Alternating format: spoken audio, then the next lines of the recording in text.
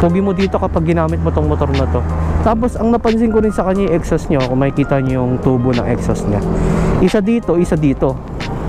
Kasi yung V-twin guys na engine is pag ganon, kaya V-twin siya tinawag kasi pag ganon yung engine nya. Kaya yung exhaust pag ganon, yung isa dito galing, yung isa dito.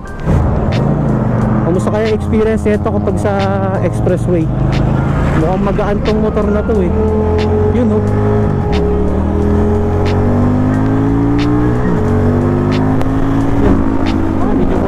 Shoutout kuya.